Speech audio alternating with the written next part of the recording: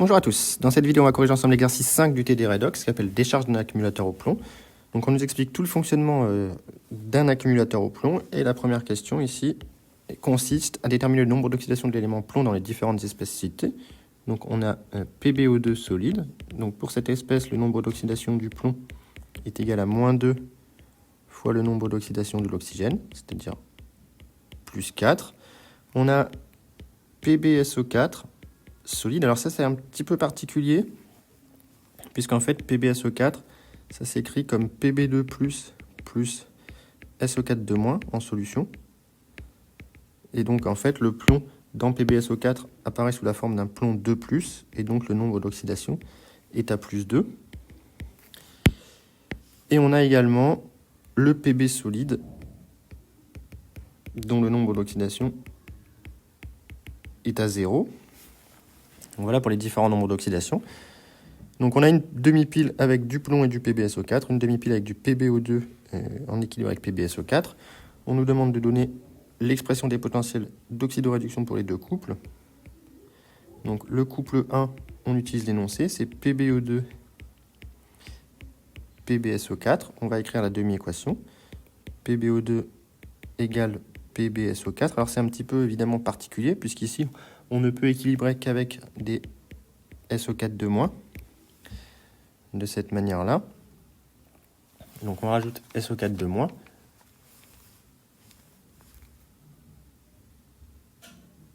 C'est le seul moyen d'équilibrer le soufre. Et ensuite on compte les oxygènes. On en a 6, il nous manque 2 H2O pour équilibrer. Et donc on va équilibrer avec les hydrogènes. Il manque 4 H+. Et une fois qu'on a fait ça, on a 4 plus 2 moins, ça fait 2 plus. Donc il manque 2 électrons pour équilibrer cette première demi-équation entre PbO2 et PbSO4. Et donc on applique Nernst.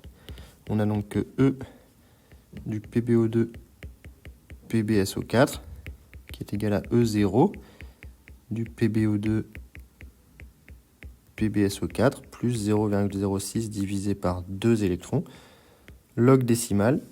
Côté oxydant, on a PbO2 qui est un solide, donc sa concentration n'apparaît pas. On a SO4 de moins, on a H+ à la puissance 4.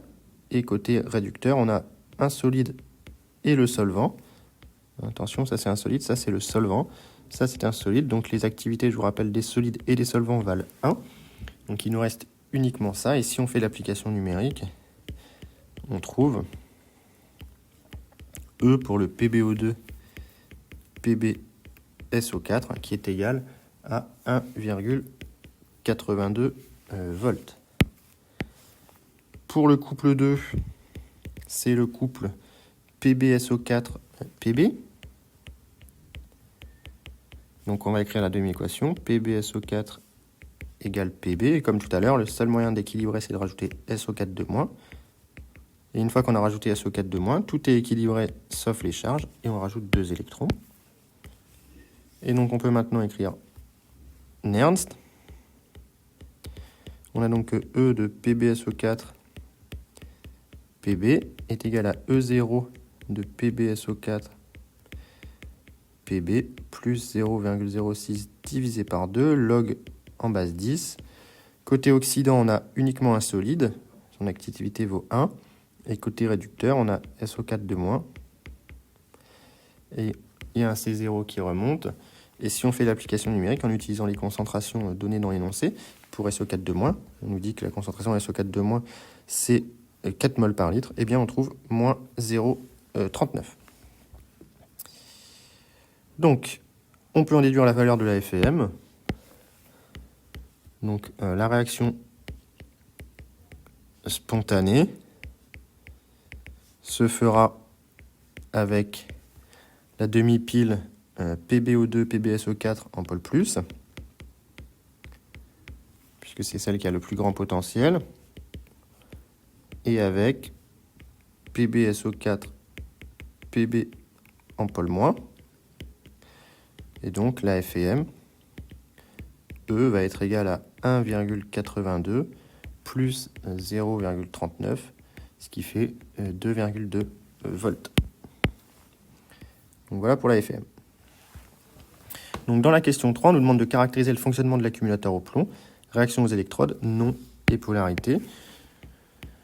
Donc on a comme pôle plus PbSO4, pardon, c'est PbO2, PbSO4, le pôle plus. Donc les électrons arrivent sur cette électrode. Voilà. Donc il s'agit, si les électrons arrivent, il s'agit d'une réduction. Et donc, qui dit réduction dit c'est la cathode.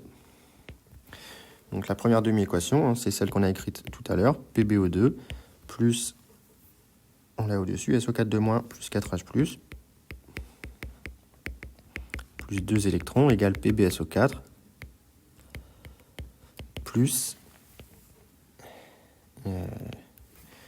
2H2O. Voilà ce qu'on avait. Et donc, au niveau, ça c'était le pôle plus, pardon, du pôle moins, on a vu que c'était PbSO4 Pb. Les électrons quittent cette électrode puisque c'est un pôle moins. Donc, il y a oxydation. Et qui dit oxydation dit que c'est l'anode. Et donc la réaction d'oxydation, c'est Pb solide plus SO4 2- égale à PbSO4 plus 2 électrons. Et donc si on associe tout ça, on peut en déduire l'équation bilan. Donc au bilan, on a tout simplement, on somme les deux équations, on va avoir que PbO2 solide plus SO4 plus SO4 donc plus 2 SO4 plus 4H plus aqueux plus Pb solide égale, il reste PbSO4 qu'on obtient deux fois plus 2H2O. On peut vérifier en termes de charge qu'on est bien, on a 4-, 4+, on a 2 plombs, 2S, 2S. Ok, parfait. Donc voilà l'équation bilan. On nous demande de calculer sa constante. Alors on l'a déjà fait dans quasiment tous les exos, je ne vais pas refaire toute la démarche à chaque fois. On trouve, donc là je vous renvoie à toutes les autres vidéos que j'ai pu faire, K égale 10 puissance, ici il y a 2 électrons échangés, divisé par 0,06, fois le potentiel standard de l'oxydant qui réagit, à savoir PbO2 PbSO4 moins E0 de PbSO4 Pb. Et donc on trouve 10 puissance 2 sur 0,06, facteur de le premier potentiel standard, 1,69 plus 0,37. Et si on fait l'application numérique, on trouve 10 puissance 69 à peu près. Donc c'est une réaction qui est totale ici. Et donc la dernière question, c'est de calculer la capacité de la pile en connaissant la masse du réactif limitant. Donc on a Q qui est égal au nombre de moles d'électrons fois le Faraday.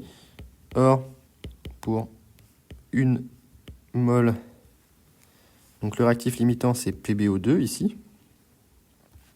Et donc pour une mole de PbO2 consommée,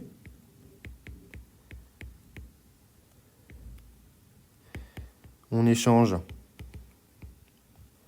2 moles d'électrons. D'après la demi-équation, on a un rapport 1 pour 2. Pour une mole de PbO2 consommée, j'échange 2 moles d'électrons. Donc le nombre de moles d'électrons échangés est égal à 2 fois le nombre de moles de PbO2 consommés. Et donc c'est égal à 2 fois la masse initiale en PbO2 divisé par la masse molaire en PbO2. Et donc on en déduit que Q est égal à 2 fois la masse en PbO2 divisé par la masse molaire en PbO2 fois le Faraday. Et donc si on fait l'application numérique, on trouve Q qui est égal à 96,9 fois 10 puissance 4 coulombs. Alors c'est très rare qu'on laisse la capacité en coulombs, puisque ça ne parle pas forcément à tout le monde. Et je vous rappelle que 1 coulomb, c'est égal à 1 ampère seconde, c'est donc égal à 1 sur 3600 ampères heure, et donc on trouve Q qui est égal à 26,9 ampères heure, c'est-à-dire que la pile est capable de débiter 27 ampères environ pendant 1 heure. 27 ampères, c'est énorme évidemment, donc on débite jamais 27 ampères, donc c'est quand même une pile qui permet de débiter pendant un long moment des courants importants. Donc voilà pour cet exercice qui est assez intéressant avec des demi-équations pas si faciles à écrire. Donc si vous avez des questions, mettez-les en commentaire.